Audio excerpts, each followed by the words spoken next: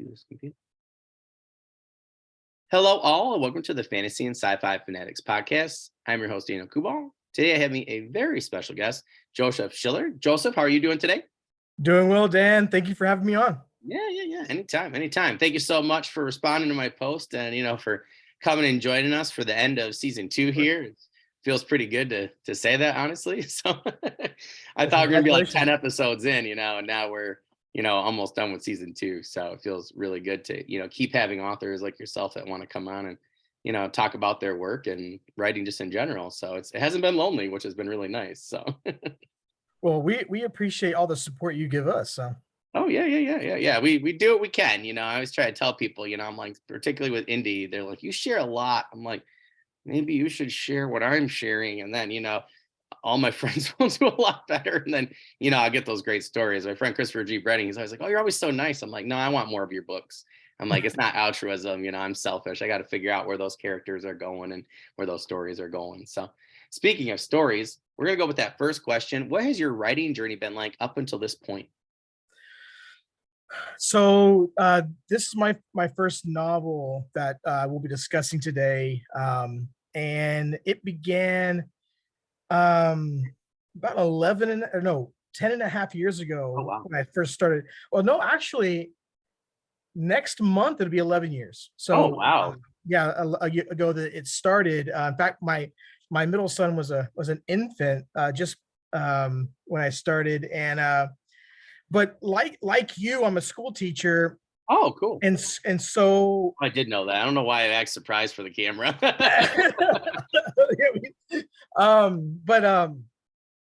Yeah, because you're in Ithaca, and I kind of grew up with some people there. Anyway, yeah, remember saying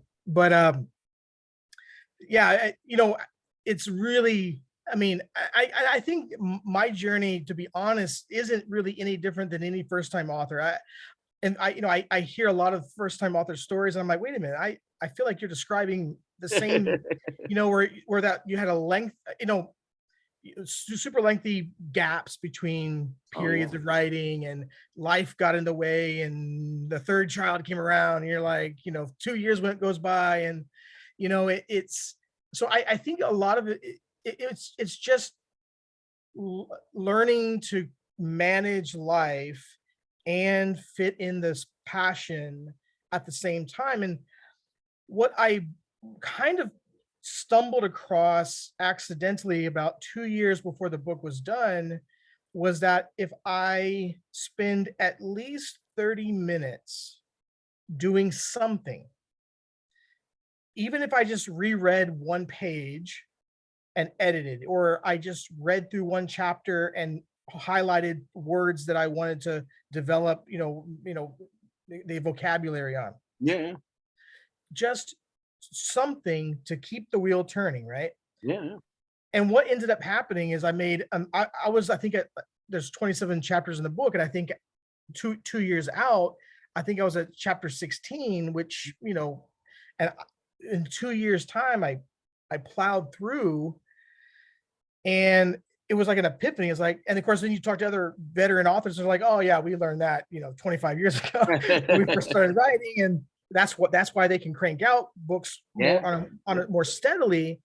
And so but yeah, eventually, so this past January, the book was finished, and began with both beta reading and the editing process, and the whole rigmarole that goes into all that, and the book finally came out in July. So but yeah, I don't think my experience is any different. I mean, I think I had the same rookie journey that most people have. So well, it's funny that you mentioned that. Like, we just had like our first birthing class last night, and they were talking about, a lot of people were talking about, like, oh, in the first 2 weeks we don't care what anybody says, we just want to like kind of screw up, and screw up our own way. And I just could not get that out of my head today, as a writer. And I'm like, you listen to podcasts, you do whatever, but at a certain point it's like, and one of my friends said this recently in a podcast that he was on, and he was like, yeah, I just kind of want to mess up my own way, just so I know, and you can learn from the experience, you know. And Yeah. I think that especially your first three books, really, but particularly your first book, you know, I think that, you know, it really is a journey, you know. And I mean, it's funny where you say it's just I just got to chuckle to myself because you're like, oh, the book's done, and it's like, yeah, but like it's done though, you know. And I don't think a lot of people who, you know, I don't think people who have not written a book really grasp what that means, you know. I mean, you're talking Yeah. about an 11-year journey, and you know, you're like, yeah, it's done. And it's like, well, you just climbed Mount Everest, you know, like backwards, basically, you Right. know. And I think it's funny when I talk to so many authors, and you know, I always love hear them where they get, you know, they get done with their first book, and it's because it's awesome, you know. And but it's funny to me where it's like, oh yeah, you know. And nothing else in life where I've done where it's been that hard, I think, is, you know, do people go, oh yeah, I finished or did this or that? And I just it's just so funny to hear so many authors, you know what I mean? And I'm Yeah. like, it's hard, you know, it's hard. I have 5 books sitting here that aren't finished, you know. And I mean, my other one, you know, I have to finish draft 2 and then send it to beta readers, you know, or an editor. And I mean, I just don't think most people really grasp how much of an accomplishment that is that you did that, particularly with 11 years, you know, because Yeah. you could have just done something else, but you stuck with that particular story for a reason. And I think that that really Yeah. says something. So, Yeah, it's yeah, I mean, and what's funny about that too is that, and my wife asked oh, I thought to myself, like when the book was done, but my wife asked me the question after. She's like, "So are you going to take a break?" And I actually thought in my head as I was approaching the finish line that, yeah, when this is done and it's kind of out there, I'm just going to kind of step back and just kind of like, but actually you have so much momentum yeah. pushing you forward, and it's creative it's not even just the energy, it's the Yeah. creative momentum Yeah. that just keeps pushing you forward. And it's, and so you start, it's, I don't know, it's hard to describe, it's, to in words, but it's a powerful force that just keeps pushing you forward. And even though you are relieved that you've made that benchmark with the book, you can't, like, you just can't, like, I got too many things up here now. I gotta, Yeah. It's interesting. You know, I don't know. Been re-listening to Will White's Black Flame, and I just love that he has one line. He's like the dragon advances, and we were just talking about that at karate tonight. And I feel like that's how it is being a writer, though. You know, like I love that term, the dragon advances. You know, and I just think that that's how I was. Like I was like, oh, I'm done with this, and I'm like, oh, I can do this, and I was Mhm. like, I'll take a break, and then I immediately was like, no, I'm gonna go write something else. So I went and Exactly. wrote a novella, then went and wrote, you know, half an urban fantasy, 3 of them, you know. And it's like I could not, now I can't stop my mind. And I don't know about you, but my dreams now have been insane. Like my Yeah. writer brain just won't turn off. Like I'll wake up, I'll be like, ah, that would make a great fantasy movie or TV show or It happens. something, you know? Yeah, like It, or it horror, you know, like it happens. It happens. In fact, um, I and it's weird because I had a couple of ideas that sprouted in the process of writing this other book, and I would kind of outline some things just because I didn't want to lose the train of yeah, for thought. sure. And Yep. you jot stuff down and you have it, but it was never like, it was just a couple of things, and that was an 11-year period. But now it's like I feel like it's every other day I'm making notes. Does it go anywhere? I don't know. But but you're right. It's like the floodgates opened, Yeah. and I'm and as you said, you have these now, you have these, a massive ambition, and it's absolutely true. I mean, and I don't know if if that's the same for every, you know first time author. I imagine other creative types get a flood of inspiration, well before they're done with their first book. But for me, it really didn't hit until after the first one was done. And I don't know if that's like just a psychological thing. I'm sure there's someone out there that could explain Yeah. Yeah. that, but Well, I do know, like one of my friends, she was like, "Oh, I'm gonna write my second one," and like it's like a really cool like Cobra Kai, like martial arts academy, but for like young adults. And I tell her all the time, I'm like, these are awesome. She wrote two, and I'm like, write a third one and advertise, or get on the Yeah. podcast, and I'm like, and it was right when Cobra Kai was getting hot, and Okay. particularly with like season 2 and 3. And then when it switched to Netflix, I'm like, here's your chance, and Mhm. she's like, no, I'm good. I'm like, what? Like, I'm like, these are Exactly. fabulous. She's like, no, I just wanted to write them. I'm like, but like, you want more people to read them though, and I try getting her on Twitter. I try getting her to, take him to the library. I try getting her to, go to some shows or Yeah. some karate tournaments even, or whatever. We're really big into karate. And like I am, and I'm like, oh my gosh, I'm like, I just feel like that was a really big missed opportunity, and some people I know though, they're done with that book and that first book, and they're just done, they're capped for like years, but And it may be a personality. There are could be people it. who their creative side is more personal. It's That's true. Yeah, more that's true. it's more for them. It's more for Yep. their their own inner journey, and you know Yeah, each to their own, right? Each to their own. I'm like, I just want to get something out there. I want my friends to read it, mhm, and I think it'd be cool to, we talk about this a lot, particularly for like the winter. I was trying to get into new questions, and, we talked about like, what's your future? What would your future author self come back in time and, say to you? And what would you want them to say? Like, or see yourself accomplish, or what's something you really want to see, in your writing career, just different things. And some of the goals people had, I was like, man, I like every time I thought I had mine done, someone said something really cool. And I was like, oh, that would be really neat, and I think yeah, I don't know. I just think I'm one of those people where it's like, I just love, like we were talking before we started recording, I love the indie community. I love the fantasy community. I love the sci-fi community. I love the horror community. Met some really good friends in it, and I want to stay in the community as much as possible. Maybe not even, I don't think relevant's a good word, but mhm, just to be there with my friends, yeah, and to make enough to go to some shows, and hang out with some friends, and get to go to Dragon Con or whatever, you know what I mhm, mean? And just like, yeah.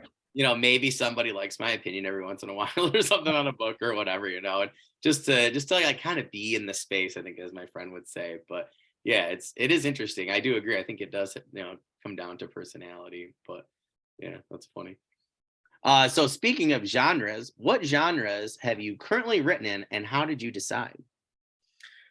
Um, I don't know that I decided. I think the I like story that. just yeah, the story decided what it was gonna be as it evolved. So first book, only published book, it is I would categorize it more as like a speculative fantasy. Oh, cool. It doesn't have necessarily all the traditional elements that you might find in a fantasy, um, but uh, but I think again, I think the story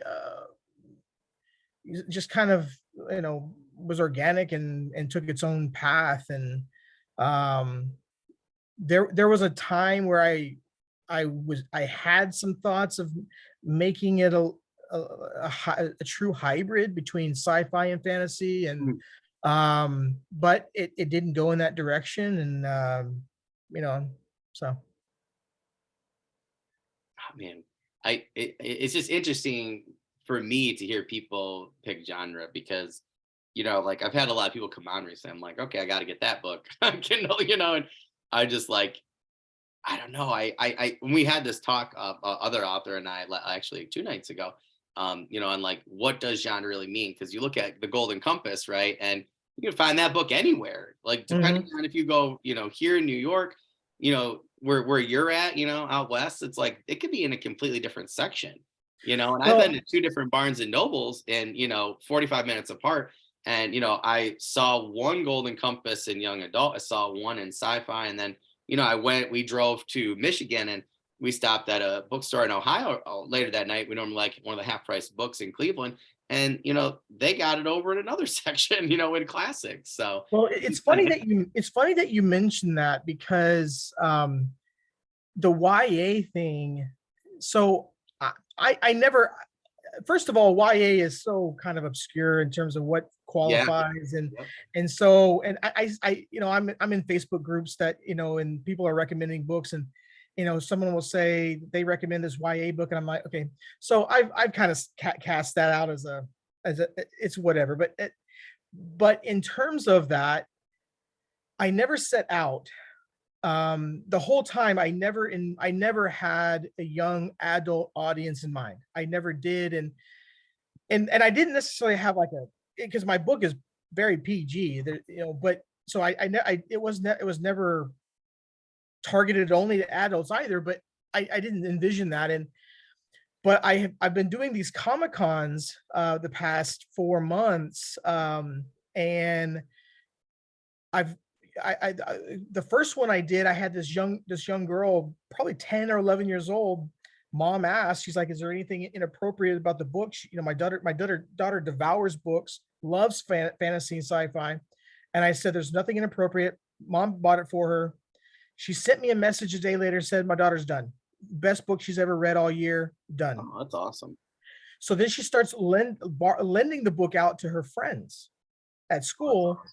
Apparently, so then all the friends are reading it, they're devouring it. So mom and the daughter said, let's donate the book to the school library so that everyone can enjoy it. So mom did. And then I guess a short time after, the librarian called mom and said, it's the most popular book on campus. There's a waiting list for it. That's awesome.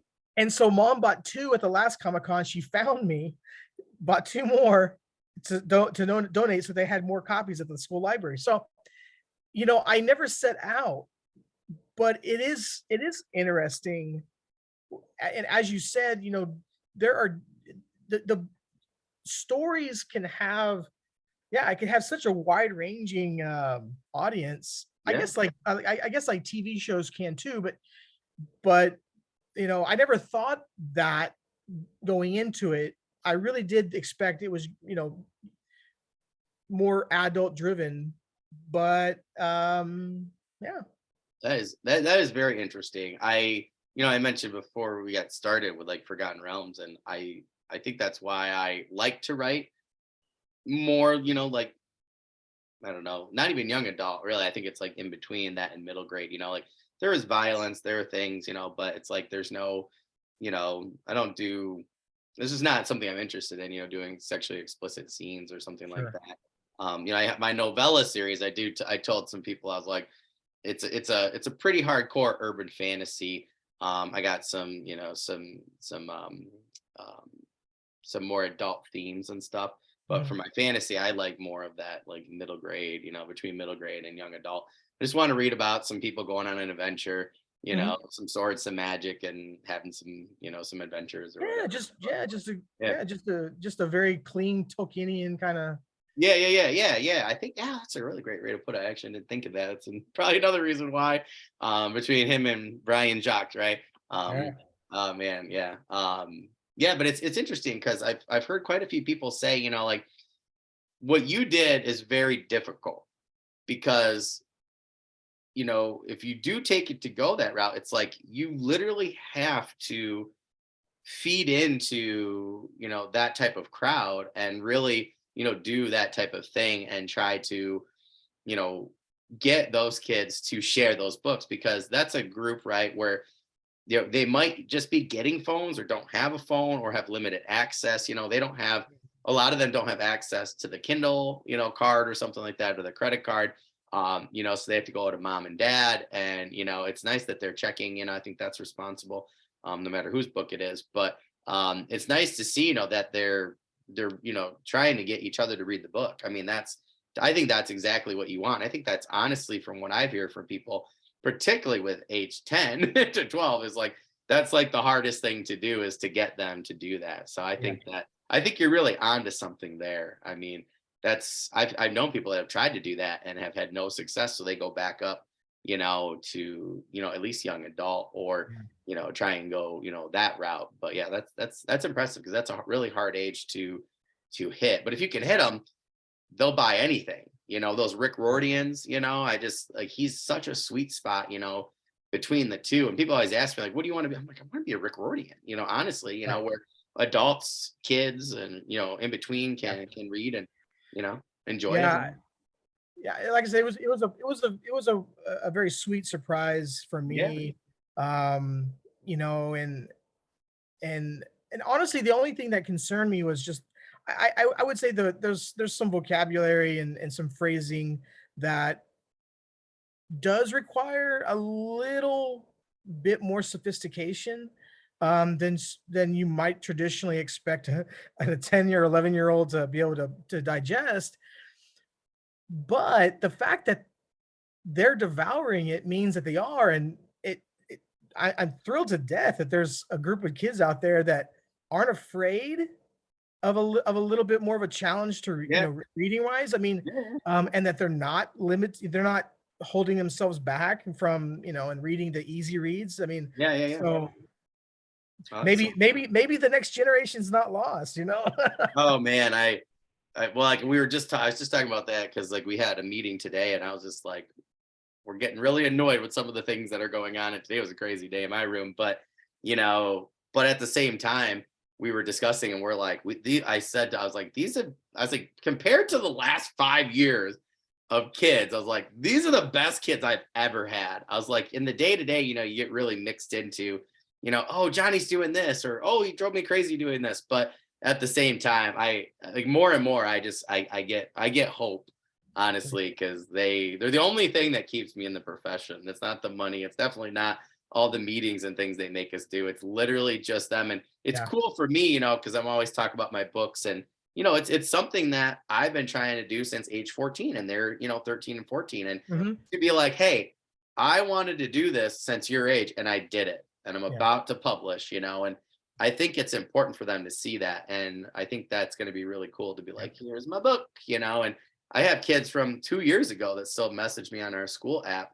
They're through like, the we're waiting, man. yeah, exactly. And I mean, which I think is really cool, and but yeah, it's cool, because I get different people's books, and I put them on the shelf, and it's really cool like, I also teach reading too for a period, so it's cool to see them start to devour, different authors, and some of them I know, and which I think is pretty cool, to interview Mhm. somebody or know somebody, and then to give them that and have them devour the book. Mhm. It feels really good. It's like, you get your favorite snack, or food, and then you get to share it with somebody, and they're like, they like it just as much as you. I think that's really cool. So That's a good analogy. that's awesome. Well, now I definitely want to know, this question. All right. So, what is your book Upon the Arrival of Dawn about, and how did you come up with this idea? Now, I'm trying something new. Okay. I did not look it up, Okay. so I'm really interested to try this psychological thing for myself with the audience. So I try to put myself in the audience's shoes by Okay. not knowing. Usually I research like crazy. My friend who interviews people said, try this out for once. So I'm really curious to hear your answer for this. So what is your book Upon the Arrival of Dawn about, and how'd you come up with that idea? Okay. So I'll start off with a description, and then I'll step backwards and kind of I guess explain the evolution of it. Um, so it is a fantasy. As I said, it's more speculative, but my anti so I'm character light. There's like three main characters, Hmm. two really to be honest, and kind of one minor character. The two main characters, my antagonist and protagonist, are angels of death, and essentially the beginning of the and when I say angels of death, I have a pretty amalgamous understanding of what that means mythologically in terms of the creation of the characters. So I don't pull strictly from like a Judeo-Christian perspective, but I Yeah, yeah, yeah. really have a wide mythological range in terms of how I develop those characters. Um, so as you move through the book, you'll see Hindu and Buddhist and Islamic elements to what those characters are. But anyway, uh, essentially at the beginning of the novel, as we move forward, the protagonist, Azrael, uncovers a plot by an eternal essence to bring about the collapse of existence. He uncovers who that is. It's the antagonist is Samael, and essentially has to gather an army of eternal essences to battle him and to stop stop him and restore balance and harmony to existence. There's a little bit of a romance sprinkled in. That's all I'll say, but it's very G. Um, but yeah, that's the, I guess, the nuts and bolts of it. But in terms of how it came about, it's funny, because it's been 11 years now, and I can't remember I a don't know lot what. of the evolutions of Yeah, it. yeah, I remember though when I started writing ideas, because it obviously, for me, I jot down things, and then I go back, I reread them, and then so for me, I remember when I was jotting down kind of an idea. Oh, I like this idea. I want to write it down. I can't remember now where that spark came from, but I remember I had a scene in my head of an angel of death personified as a as in human for taking human form, and kind of witnessing, if you will, or musing, if you will, about if the passing of someone in this home. So he's kind of outside the home, looking at the home, musing at, from the perspective of an eternal essence, what that transition is like. mm, Okay. So as opposed to the human perspective and of it, that taking that eternal essence. And um so I had that scene. In fact, that scene becomes the beginning of chapter 3, mm. but that's where I started, and then just kind of morphed from there. Um, and I remember at first thinking that it was just going to be a novella. I know. I didn't foresee it evolving the way it did. But at first I thought, okay, this will be kind of a novella, and I might have a couple of, 2 or 3 such novellas. I put them into an anthology or something, but it did it kind of developed a lot further than I thought. But yeah. I tell you, those pesky novellas.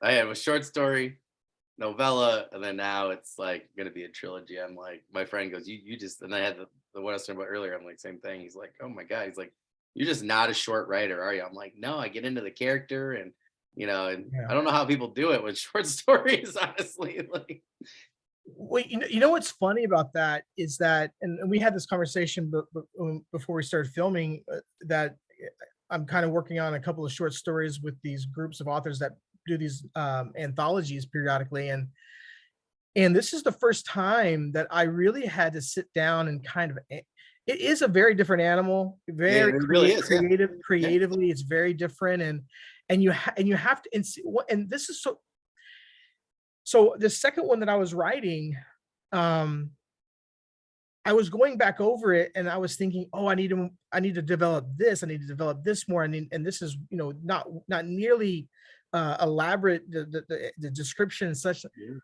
And then I stepped back and I was like, wait a minute. This is a short story. You can accept the fact that it isn't going to be embellished to the end, Mm, right? You can accept that and let the person who's consuming it pull all those juices in their head together and imagine what it is. And so, but it is, it was hard for me to not highlight, be like, oh, you gotta. I had to step. Wait a minute, it's okay. But yeah. yeah, it gets very difficult. I tried and tried, and I was like, I said to my friend, I was like, it is. I think you're right. It's just a different animal, and it's a Just different beast. And yeah, I told him, I was like, well, I like the things that are going on. I said I don't know if it's gonna be a short story. I said I think I could do a longer novella, but Yeah. It's definitely he always teases me about it. He's like, every time I tell him about novella, he's like, yeah, right. I'll read that book, that novel when it comes out. So I Yeah. think he knows me too well now. But well, that sounds awesome. I like how you said like eternal essence. And I think I don't know, being a history teacher and seeing a lot of different ancient texts and things like that, over the years. And I love going to different seminars and things where they pull things out. But it is interesting though, to see a lot of commonalities between, different mythologies, different religions, things like that. I mean, I think that as a writer, I think that makes more sense, and Yeah. um, I think a lot of these things really. I was actually just interviewing an archaeologist the other day who actually wrote a book um, that is our episode's coming out shortly before this one, and it was really interesting, to hear him. We kind of talked about that a little bit, where ancient myths and things like that come from, and I Well, think and that makes sense. I've It's a yeah, conglomeration, well, I'm a history teacher too, so uh,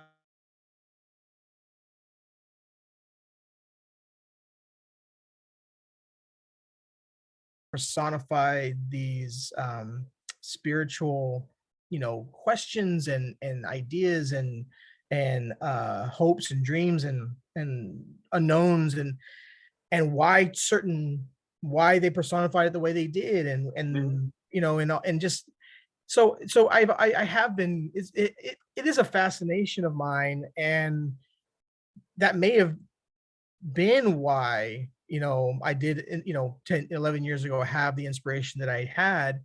um but yeah, I mean yeah, I mean, but it makes sense to me as a history buff myself that something historically, maybe not factual in the same sense of other things that we teach, but still impacts the history of early Oh man. yeah, yeah. It makes sense that it would be something that would kind of linger here and Yeah. inspire. Yeah.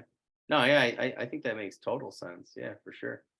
Yeah, I could definitely talk about that all day. Like, when we were talking, man, I was like, "Oh my gosh!" He was like telling about these Neanderthal sites that he went to and stuff, Mhm. and I was just like, "Oh my gosh!" Like, I mean, we're at like an hour and 15 minutes, and I was Just like, nerding it out. "Yeah," and I was like, "Man," I was like, "I'm gonna," and like we were there, and I was like, "All right." I mean, I'm like, but I was like, it was hard because I had to go back to my podcaster writer self and not let the history freak come out, Sure. and particularly the archaeology one because that's what I wanted to be, but I can't do snakes. So, um, much like Indy. But yeah, I mean, I think it makes, and then once he started talking, I was like, oh my gosh, I was like, now I had this idea for a really cool story, this idea Mm. for a really cool story. I was just like, but that's again why I do the podcast, and talk to someone like yourself. And I like how you said that eternal essence. And to me, like, I don't know why that sounds so good and makes sense to me, but that like speaks to me. So when I go do my writing later tonight, like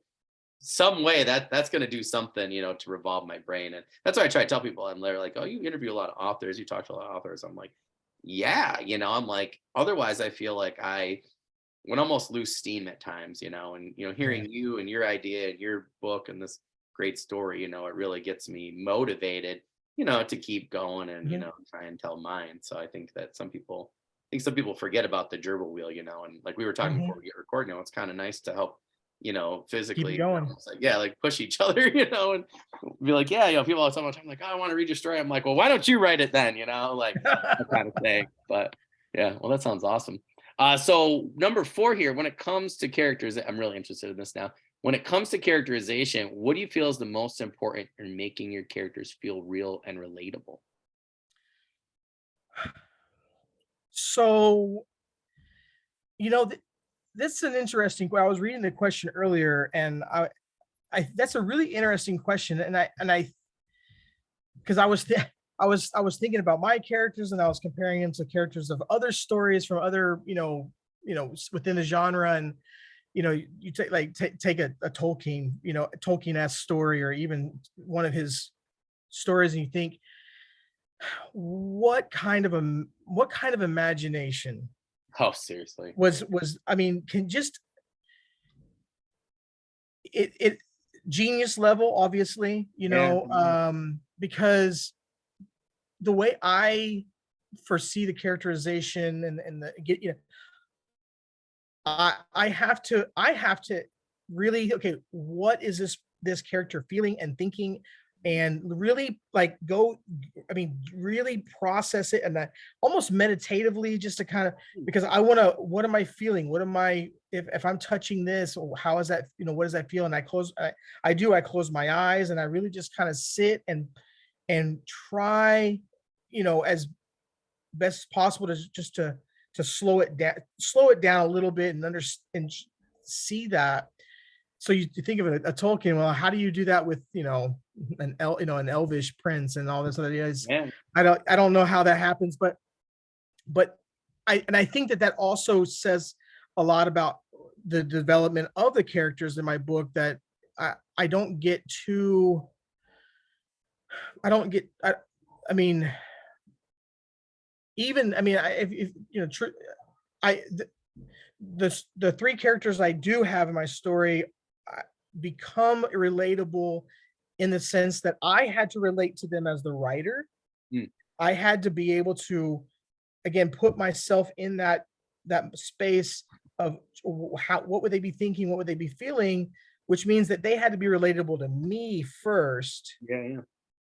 And so I think that that's probably where any relatability comes, Mm. um, is because I don't have the creative mind that other authors clearly have, where they can recreate a completely different mindset No, yeah. characteristically, and then go from there with it, right? Yeah. Yeah. Yeah. Yeah. I don't have that. So, yeah. Oh, that's a good point. Yeah. Well, like I had just, yeah, that's such a good point. When I was on my way here, I was listening to an audio book, and I was like, I was re-listening to it, and I was like, man, I was like, I just like this character so much. And it's interesting with the writer where, like, and this happened, like one of my friends was talking about this, the same book, right? And he's like, you could literally be reading that off to me and not say any names, but based off of what the character was thinking, feeling, or saying, I could tell you which character it was from that book. And that's how great that author is with characterization. And I'm like, yes, I'm like, that's the thing lately I think that I've been struggling with the most, is just trying to get stuff on the paper. But that's what's been bugging me, I think, the most, and has been halting my writing, because I'm like, okay, I'm like I have two different characters right now in my urban fantasy, ogres and overlords, right? So I got this ogre who's pretending to be human, and then I got this love interest for him, and I'm trying to write them differently, and I'm Mm, just not as successful, so it's held me up. And and in the past I could just be like, okay, I'm just going to write it and then fix it later. But now it's mhm. like that, now that I'm starting to notice that more with the books I'm reading, it's harder. So I feel like it's almost like a hurdle I have to get through now. And I mean, I Yeah, that's why I asked this question. I think characterization is really difficult. And it is. I love hearing what different people have to say or think about it. I haven't really thought of I don't know why I haven't thought of just sitting and visualizing. I don't know why that never, it Yeah. seems to be, I think that would, to me, appear like that would be simple, but that's not something that I've done. So I kind of feel silly now that I haven't done that. But That doesn't mean, I mean, everyone, I guess everyone kind of has their own creative process, yeah, yeah, and yeah. so I think you have to know yours, and but I think that, especially when I'm trying to develop the visual nature of what it is that I'm writing. I really try to slow it down and take it almost incrementally, and really, instead of broad strokes, s- go very light, like light strokes, very small That incremental makes light sense. strokes Yeah. instead of broad strokes. Yeah. Um but everyone's there, I there are plenty of people that, can always go, they'll do the broad strokes, and then they'll go back and kind of fill it in. I that's not how I work. I have to slow it down, but anyway. I like how you said that though, incrementally. I get what you're saying. I guess I I didn't really consider that. And it's always funny talking to a different author, and you might say the same thing. I always tell kids, right? I don't know if you guys say this. I assume you do. But kids are always like, raise their hand. Two people raise their hand. They're like, "Oh, he said what I was going to say." And it's like, but did he really? Did he say it in the same way? Because you just Mhm. said a similar thing that another author said a couple podcasts ago. But to me, that makes, when you say incrementally, particularly with a visualization or description, that makes more sense to me, with how you said it incrementally. I had not considered that before, honestly. And I think I'm more of a broad stroke person, but I think my weak point is incrementally. And, Mhm. especially when I'm trying to go about something. And then I almost get like, I don't want to say bored, but maybe lost, and I'm like, okay, I explained this, but maybe not as well as I should.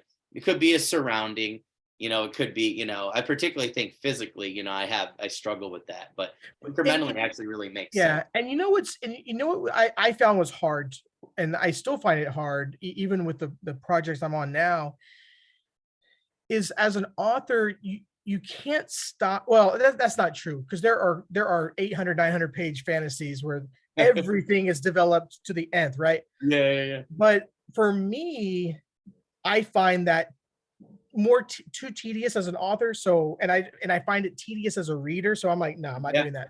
yeah. So for me, my biggest thing was, okay, which moments in the story do I pick to really dive, when, Yeah. and really swim in the description, and that's hard because you again, for me, my personality in writing and what I enjoy reading, I don't want it to be the whole book, because but where do I bring that in? And that is a challenge for me. Mm.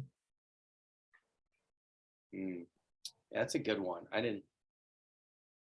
You might have just solved my first fantasy novels problem right there. Yeah, because I think sometimes, that's a good point. Yeah, it's a really good point. I think I don't do that sometimes, and I just try to do it all. I'm like, oh, this I have a really good opening scene, so I'm like, okay, I want to describe more. But then Sure. I think I almost get lost when I'm on draft two with scene one. I'm like, okay, now I think there's just too much there, Mhm. But I don't know. Maybe you're right. Maybe that's the one where I describe a little bit more and get people involved in the Yeah. story, and then maybe scene two is the one I got to pull back on for the description a bit. That's Mhm. actually, I hadn't considered that. That's actually a really good point. Mhm. All right. Well, gave you a lot to think about with those two answers. So incrementally and yeah, descriptions. That's a good one. Okay, I'm really interested for your story in particular, how you went about your world building and what parts you found the most important and why. Okay. So for my story, again, and I would almost say there's no world building at all. Interesting. And a lot of, and without going into, Yeah, too yeah, much yeah. of the description of the story, again, it's not a traditional fantasy that does require that, ground up world building. A lot of mine, the story is, I do have some scenes that take place in the mortal realm, um, but I only describe enough of of those scenes for the reader to be able to take it from there. Mm, And however, and I think would love it to be, and I want it to be up to the reader to come to their own conclusions about what what that is. Um, Everything else is a very speculative, kind of eternal plane of existence that these angels of death, you know, uh, exist in. And so, and that also to be honest, was one of the areas of writing that I didn't have to struggle with, because it wasn't something that was part of the story. So Mm. um that was easy for me. I did it, but with that though, when I was working with my editor, who's a he himself is a traditional fantasy author and editor of the genre. So a lot of the conversation we had was someone that was coming from a place of, well, but you have to need to develop the scenes more, and I had to be the one that said, listen, trust me, this is the way it needs to be. Yeah, vision. I'm yeah, and I and I'm glad that I didn't, and he wasn't pushy about it. He I mean, he's amazing at his job. But he had that different approach to the genre and to stories of the genre, and so we had to have those conversations, and once he understood kind of where my mindset of the story, and he was like, oh, okay. Yeah. But I didn't have much of a that doesn't play much of a role in the story. Man, you just made so many fantasy authors really jealous. They're like, "What?" Yeah. That's awesome. Well, I that mean, that's yeah, making I mean, I think that, if I, one of my, and it's funny, I never really understood how much of an influence he was on my writing until after the book was done, and I kind of, I think C.S. Lewis, Mm, without me really knowing how much of an influence he yeah, yeah, was a big influence. And if you go back to read like Chronicles of Narnia, he gives you just enough, yeah, yeah, yeah, yeah. And those books are just not very enough. big. They're Yeah, like not, a lot happens, but they're not big. but he, even the characters, he only gives you just enough. You have to come. He requires you to come to the table with your imagination almost as much as he put his in the book. Yeah, And I never really realized how much of an influence he was on me until I had to start having these conversations. And and the Chronicles of Narnia or the Space Trilogy come up over and over in my head, because I'm thinking to myself, I took a very different approach than, I guess, what the standard high or middle fantasy authors have. it's interesting.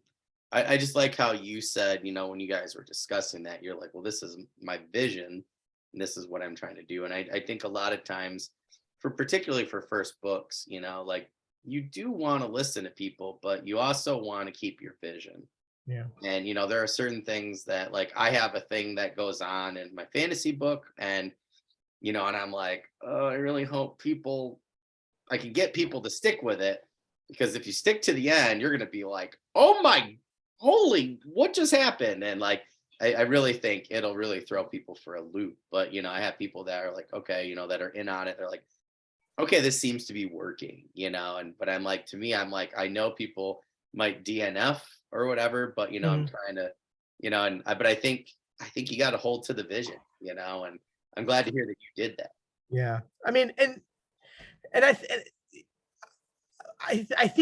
I think for me, because my story was more important to me than it was, like, Mm, if I were set if I my goal was just to sell books, mm, just to get a book that was m- you know easy to digest by the masses and just cranked out for the sake of making money, um I probably wouldn't have cared, and I probably would have taken every bit of his suggestions and modified it.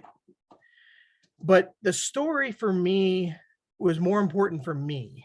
mm. And if no one else cared, then who cares? And I think that's, you almost have to have that approach as an author, because it does allow you to feel the confidence to stand up when you need to, and balance out how you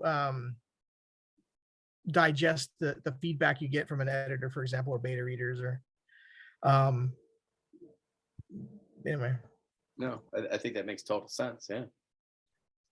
So what is one thing that you want to see from your books or your short stories in the next 2 years? What would be like one thing you want to see come out of them? You already had something really cool happen, but what's like something else that you'd really want to see in the next couple of years? Wow. um This is sometimes a hard one for people that just got done with their first book. yeah, yeah, But I yeah, do think it's important to think about, yeah. for future.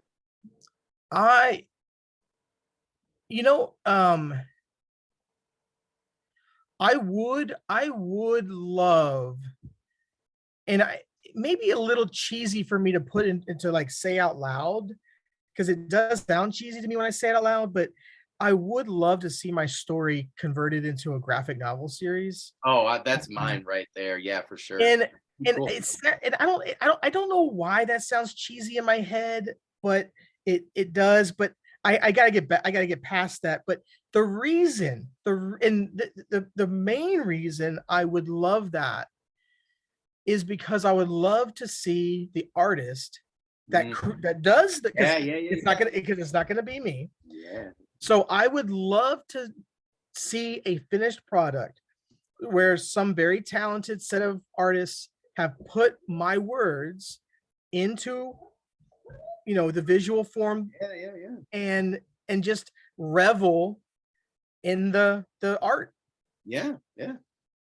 I think you have a perfect type of story for that type of medium.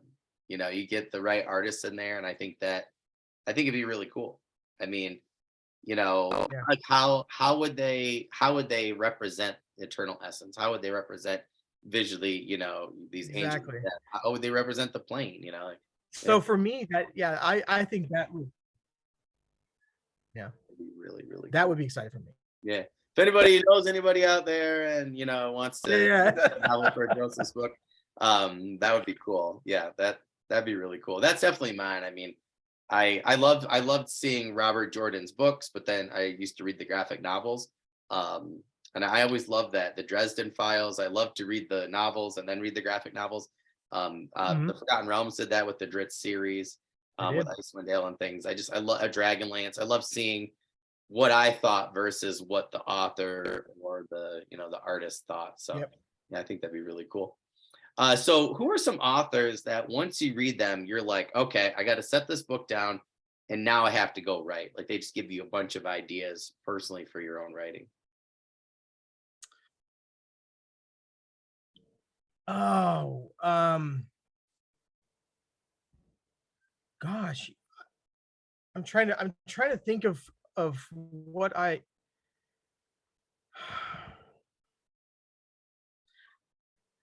I've only read a couple of things since the book's been done. Mm, yeah. I'm trying to think of things that I read while I was,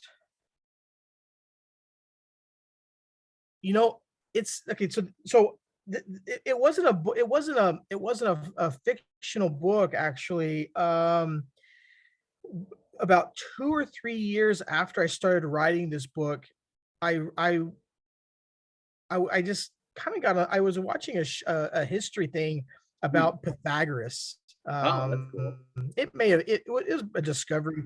It was a documentary on Yeah, yeah. about Pythagoras, and uh and that program, that's so it happens to be Pythagoras happens to be the main subject of one of my two projects I'm working on Oh, that's cool. now. So two, three projects I'm working on.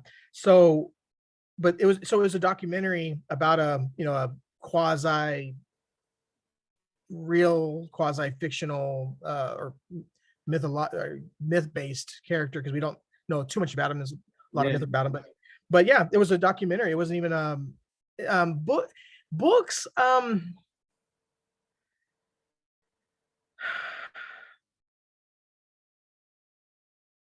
If it has happened where I've been reading and something sparked, I haven't taken note that Mm. that happened. Yeah, yeah, yeah. Um, so it's quite possible it did, and I just didn't.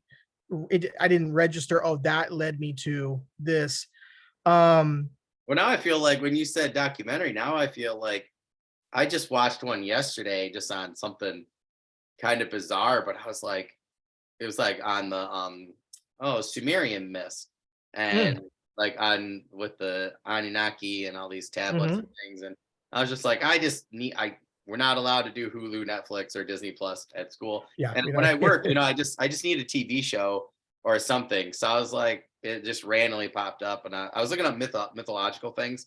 I just wanted to get my writer brain sparked for later. And I was like, I watched it for a few, and I was like, it was fascinating. Like the story that the Sumerians tell was absolutely fascinating. And I was like, oh my gosh, that would make such a great, story. So I feel you. Like now I feel like I need to change the question for future people because, documentaries do that for me as a history teacher all the time, or a science one for science fiction. I can't watch anything on the planets without then, or the solar system without then having to go back into my sci-fi stuff and, add notes or something like that. But Yeah. yeah, I think that makes total sense. I mean, I think maybe in the future I should change that one to, what inspires you to write in particular. I think that makes total Yeah. sense. I'm really interested in your stories now with Pythagoras. So that sounds really cool. So yeah, that sounds awesome. Well, we'll get into that eighth one then. Speaking of Pythagoras and your projects, do you have any promos, news, updates, or current projects that you can share with us?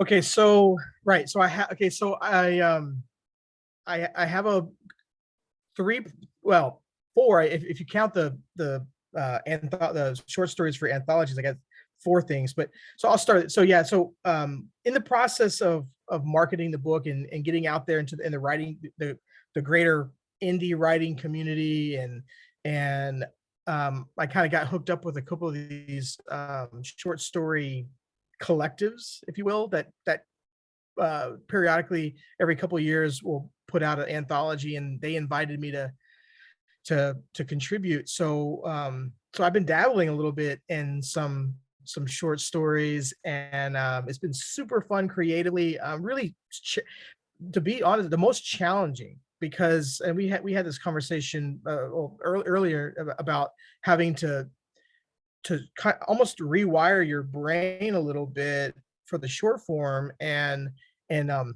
but I'm loving I feel like it can be more experimentative, more I Oh, can that's experiment yeah, yeah, more. yeah, yeah. That's true. Yeah, Um, I get that. you Yeah. know, because you don't have to stretch it out too long. You don't Yeah. have, but anyway, so I've been doing that, but then in terms of long format, before I get into my other fictional stuff, I'm actually next summer should have a nonfiction ready to publish. I'm doing an exploration into correlation, the ancient correlations between Shintoism and Judaism, and Oh, the possible root of Judaism in Shintoism, that's cool. and whether or not the Ainu people of Japan are in fact part of the lost tribes of Israel that That's eventually. cool. So Cool. yeah, so it's a nonfiction kind of exploration into some of the those correlations, and I have my own analysis of, or I guess my own contribution to that argumentation. Um, so yeah, so very n- completely different from what the fictional stuff I do, but it was a project that I wanted to start when I was 20 years old, and I didn't have the confidence then Oh yeah. to jump into Yeah. that I do now. And once I, in fact, it's so my wife was so funny because she knows I had this stack of like notes that I had kind of built up over a 20-year period, and as soon as I got done with my with Upon Arrival of Dawn, and she saw me working on that on this book on this nonfiction, she was like, she's like, "Why suddenly?" And I said, "Because I didn't realize I didn't need to be I was I think there's some fear and some apprehension that Oh, went away because of this first book that I was able to yeah. accomplish." So anyway, so that, and then but fictionally, like I said, yeah, Pythagoras. So it's really early on with this one, in terms of the direction I'm going. I'm not sure yet. I'm two directions. One, I stick to a very kind of archaic story. It's very similar to what I did for Upon the Arrival of Dawn, where it's set historically in ancient times, but kind of a fantasy, if you will, based on some of the mythological stories that have been built up around Pythagoras, Yeah. and kind of I guess the idea would be to kind of take some of the mystery about what he supposedly introduced knowledge wise, and turn that into some kind of, fantastical, Oh, that'd you be know cool. yeah. So I don't know if I'm going to do that, or more of a Dan Brown direction, where he's the basis of a story, but he's not an actual character, Yeah. but the knowledge is somehow preserved in these, like, a cultic way. Cool. And so I'm not quite sure. I'm still working on that, and I'm also still doing some research, and I got a whole stack of books that I'm trying to really make sure I delve into to Pythagoras before I. Anyway, so not quite sure about that. And then the fourth project that is just at a conceptual level as of right now, in terms of, I know I'm interested in this, so I want to do something with it, and that is the Eaters of the Dead. Not Oh, Eaters of the Dead, sorry, Eaters, Sin Eaters. Sin mm, Eaters, the myth, and what sparked that interest was that movie with Heath Ledger, the I forget the name of the movie now, where know what you're talking about. I yeah, can't. yeah, but that sparked the interest. But the more I think about that, so I know I want to do something with Sin Eaters. I know I want to do something with that. But what I don't know is where. But one of the ideas I had was to bridge the gap between, like, the mythological understanding of what Sin Eaters were and vampires. Oh, that'd be cool. And I'm thinking something along the lines of, at some point in the past, the Sin Eaters were marginalized by society, hunted down.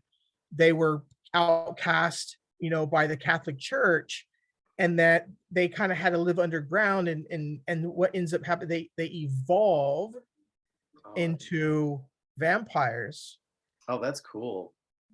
and that vampires are that they had to find a way of, because Sin Eaters are supposedly, as long as they were continuing to consume the sins, they remained alive. That now that they couldn't do that, they had to evolve. That's a good idea. So I don't know yet, man. It's those are yeah, those are that's yeah, what's working, Oh, that's what's cool. percolating. My friend's gonna see this and be like, "You history teachers and your historical fantasy ideas," or he's like, "You guys just." He told me, he's like, "You just want to create a new genre." I'm like, "Well, that's where I asked the genre question, because I'm like, all the time, people are like, well, what genre is that?" I'm like, historical urban fantasy, historical blah blah blah, historical fantasy. I'm like, I don't But know. but you know we're not really recreating it. I mean, C.S. Lewis with True, the Chronicles of true. Narnia. Yeah, no, it's true.